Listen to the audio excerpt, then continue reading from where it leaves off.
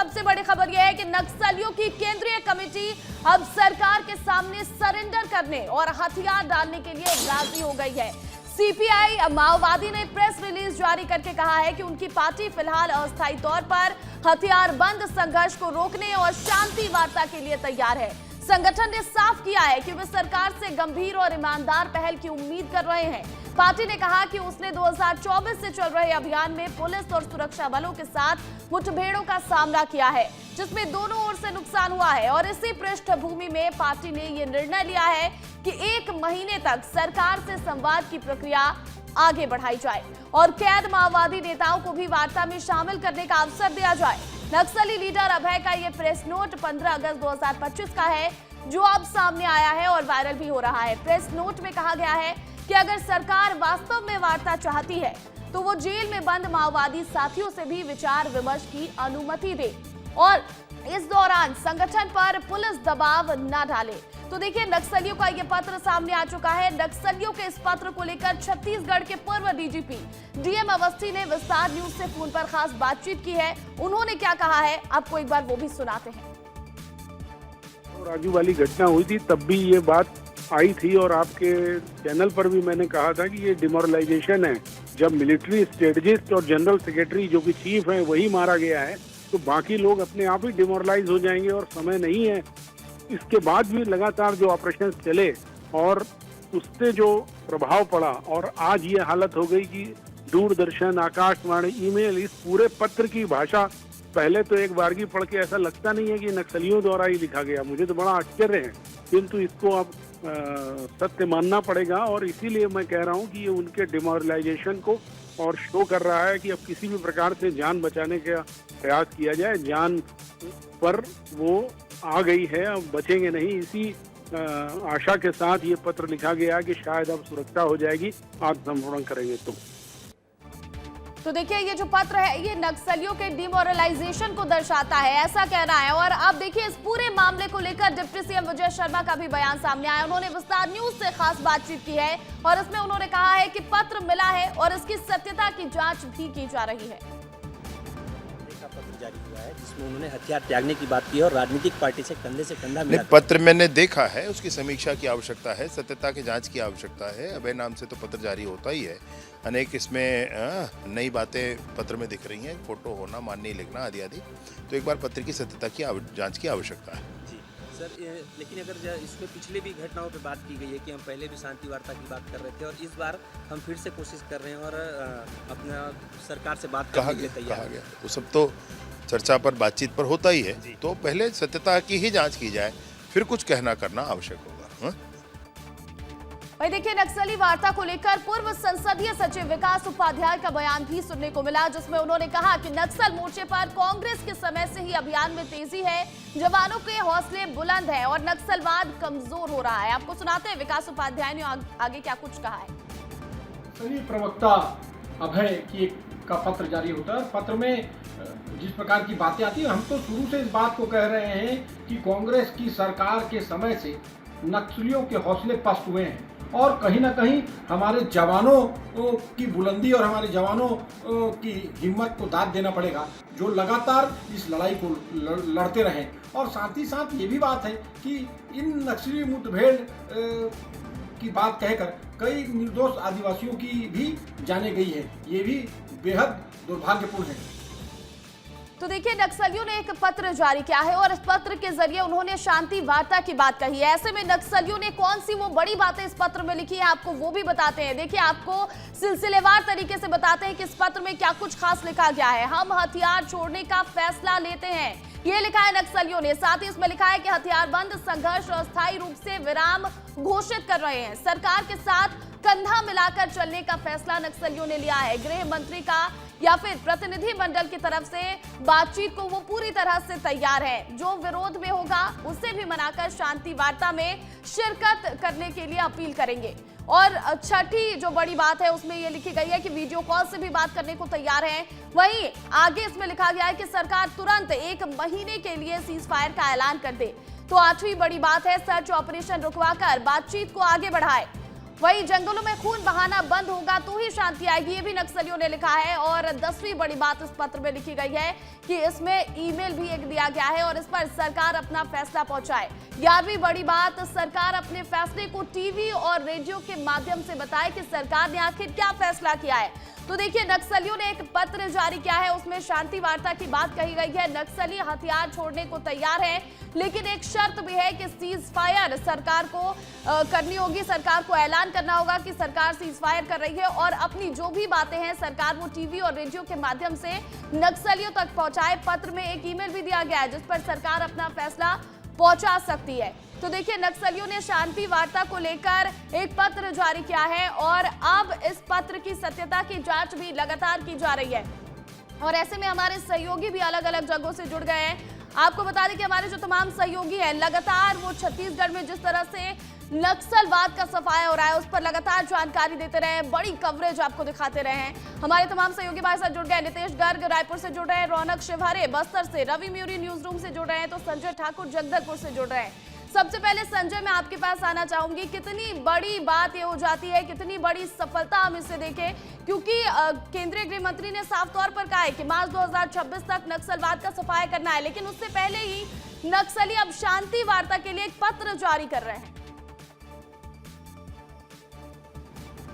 देखिए, कल जब हमने इस लेटर को पहली बार ब्रेक किया उसके बाद से ही मैं देख रहा हूं कि रात भर सोशल मीडिया पे या टीवी चैनलों पे सिर्फ इसी पत्र की चर्चा होती रही।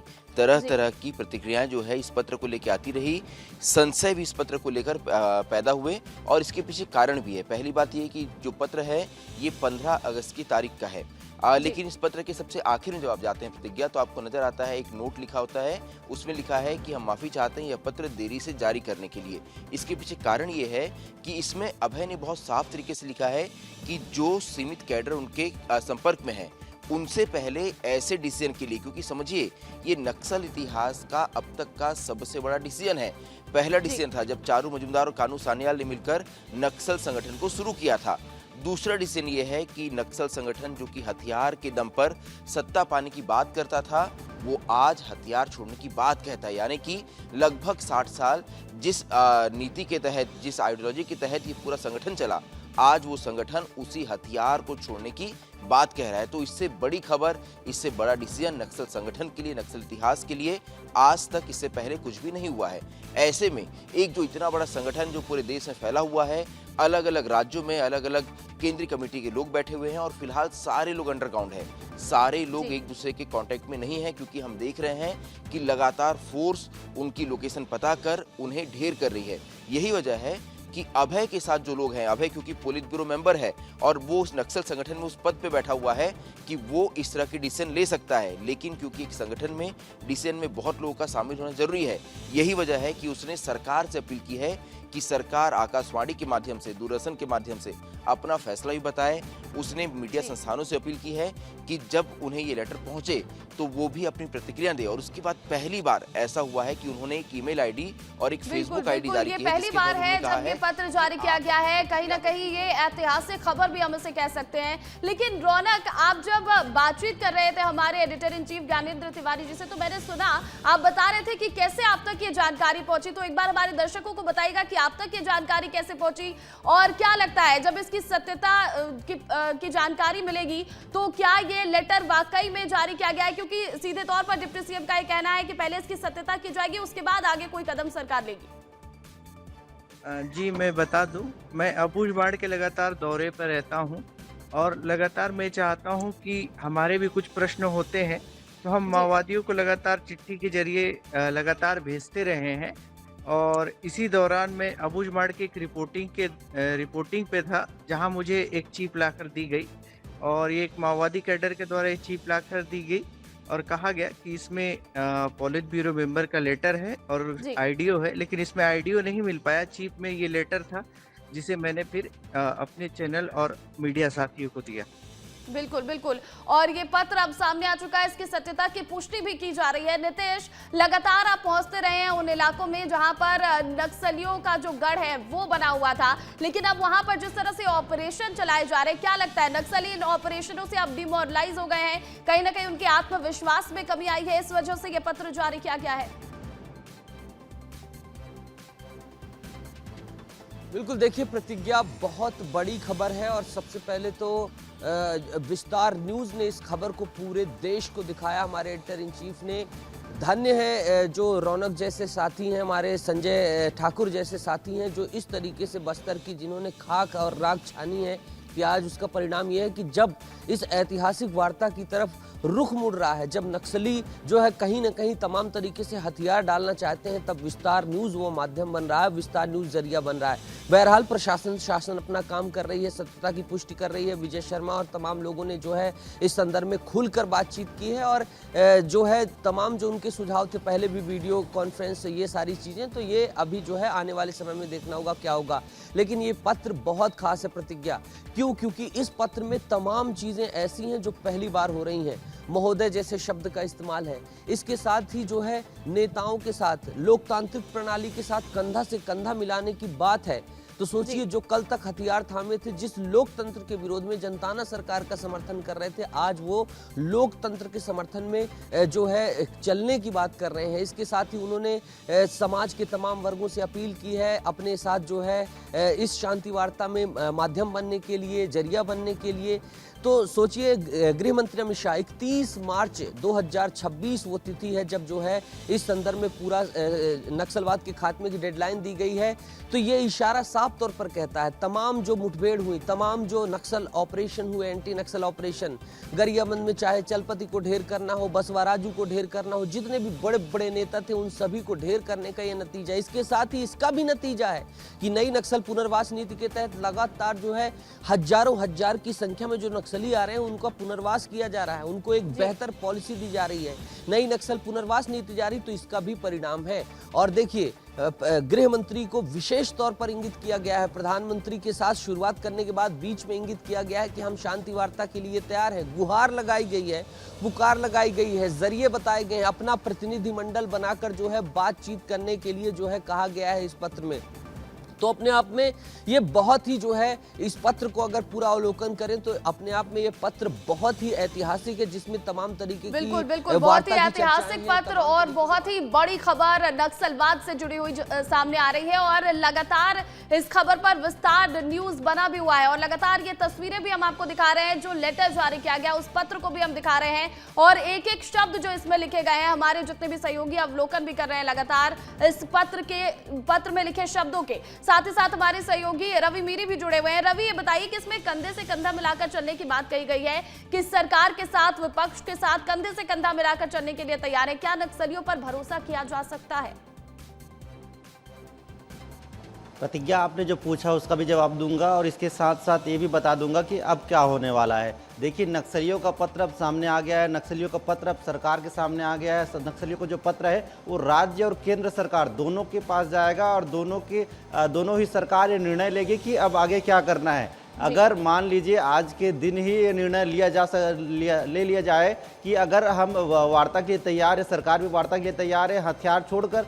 पहले क्या होता था, पहले जब नक्सली पत्र लिखते थे तो सरकार का यही जवाब होता था कि नक्सली हथियार छोड़कर आए, हम वार्ता के लिए तैयार हैं। तो पहली बार नक्सलियों ने भी इस बात का समर्थन किया और नक्सलियों ने भी कहा कि हम हथियार छोड़कर वार्ता के लिए तैयार है। ये बहुत बड़ी बात है। तो अब इसमें बातचीत, मतलब वार्ता का जो दौर है वो अब शुरू हो सकता है। वार्ता का दौर शुरू हो जाएगा तो बस्तर में खून नहीं बहेगा, बस्तर में शांति स्थापित होगी। और दूसरी सबसे बड़ी बात यह है कि अगर ये राजनीतिक पार्टी की बात कर रहे हैं नक्सली, इससे पहले भी नक्सली जब सरेंडर करते हैं तो उन्होंने भी ये कहा था कि हम अब राजनीतिक पार्टी बना सकते हैं। राजनीतिक यानी कि संवैधानिक प्रक्रिया के हिसाब से हम अपने मुद्दों को, हम अपनी बातों को रख सकते हैं, ये उन्होंने स्वीकार किया। और इस पत्र में भी उन्होंने साफ साफ लिखा है कि हम राजनीतिक पार्टियों के साथ कंधे से कंधा मिलाकर आगे बढ़ना चाहते हैं। मतलब उनको अब लोकतंत्र पर भरोसा हो गया है, उनको संविधान पर भरोसा हो गया है और अब नक्सली संविधान और लोकतंत्र के हिसाब से भी आगे बढ़ने की बात कर रहे हैं और हथियार छोड़ने की बात कर रहे थे। बहुत बड़ी निर्णायक लड़ाई का जो अंत है, जो नक्सलवाद का जो अंत है वो अब करीब आ गया है, नज़दीक आ गया है। ये आपको कहना अब आसान हो जाएगा। इसके अलावा नक्सलियों के पास नक्सलियों को लेकर एक चुनौती भी है कि नक्सली ये भी कर सकते हैं कि 1 महीने के सीज फायर के लिए सरकार को भ्रमित भी कर सकते हैं, साजिश भी कर सकते हैं। इसीलिए सरकार भी जब तक इस पे पूरी तरह से छानबीन ना हो जाए बड़े नक्सली क्या हिडमा आके सरेंडर करेगा? क्या बड़े बड़े जो नक्सली है उनके अभय जिन्होंने पत्र जारी किया है वो खुद आगे सरेंडर करेंगे? अगर सरेंडर करेंगे तभी बात आगे बढ़ेगी, नहीं तो ये जंगल में रहते हुए बोल देंगे कि हम सरेंडर करने के लिए तैयार हैं, हथियार छोड़ने के लिए तैयार है, और अगले दिन फिर से जब हमारे जवान शांत हो जाएंगे, हमारे जवान ऑपरेशन नहीं करेंगे तो ये फिर से जवानों को नुकसान पहुंचाने के लिए साजिश रचेंगे। तो इसीलिए सरकार को बहुत जिम्मेदारी से निर्णय लेना पड़ेगा। मुश्किल है और कहीं ना कहीं इसीलिए ये जो पत्र है इसकी सत्यता की जांच भी की जा रही है और केंद्र सरकार, राज्य सरकार साथ में मिलकर समन्वय बिठाकर ये निर्णय लेगी कि आगे क्या कुछ करना है।